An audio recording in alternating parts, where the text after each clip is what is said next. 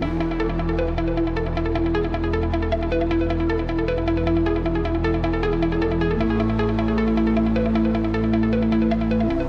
to the debrief, everyone, here on the Law and Crime Network. We have a verdict in the penalty phase of the trial of a now fired Dallas police officer who is now, of course, also a convicted murderer. The big question, what will the sentence be? Amber Guyger took the stand but still ended up being convicted of shooting and killing an unarmed African American in his own apartment. Guyger testified that she thought the victim was an intruder.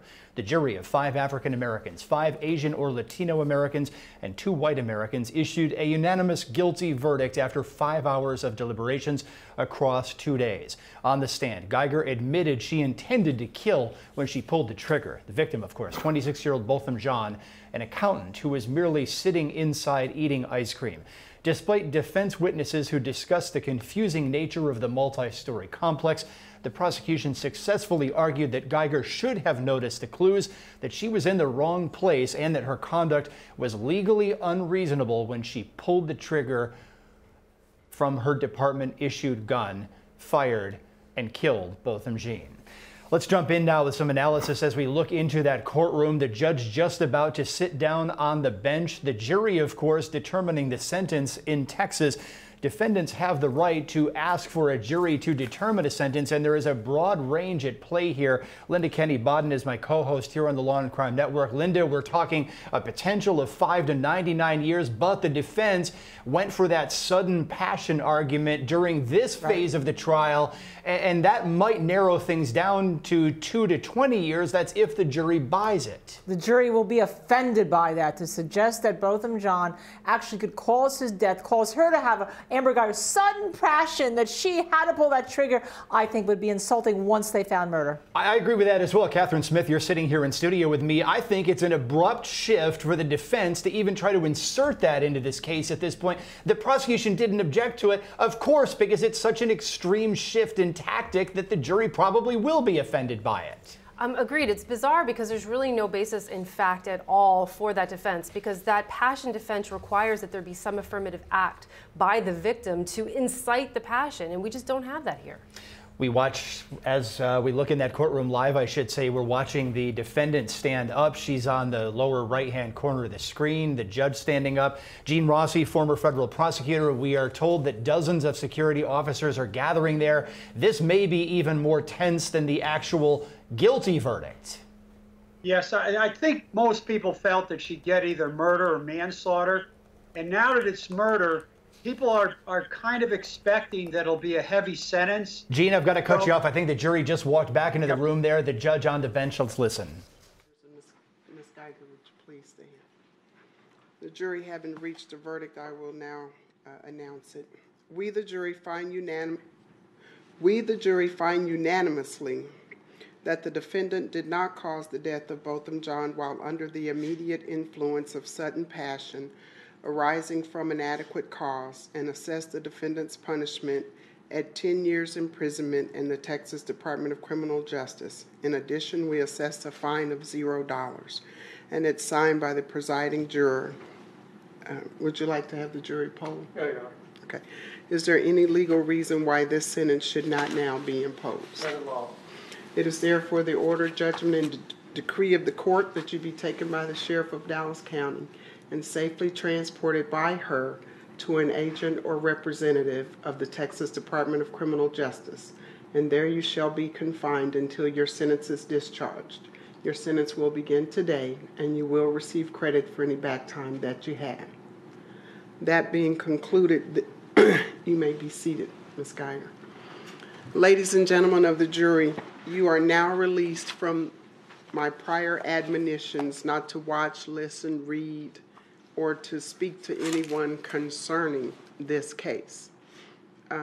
Oftentimes the attorneys like to speak with you to see if there were things that they could have done better, or if there are questions that you might have. You are absolutely under no obligation to speak with them. If you'd like to, you can remain in the jury room. If you would not like to, we will certainly make accommodations to get you safely to your destinations. But on behalf of all the judges here in Dallas County and the citizens of Dallas County, I want to thank you for your service. Being a juror is a very difficult job, but you help us to establish what criminal justice means here in Dallas County and in the state of Texas. And we thank you for your attention, your time, and your service. Thank you. This has been a most difficult case, and I want you to know we appreciate your service. And if you find yourself still having difficulty processing it in the future, let us know and we can provide some counseling for you. Okay? Again, thank you. All right.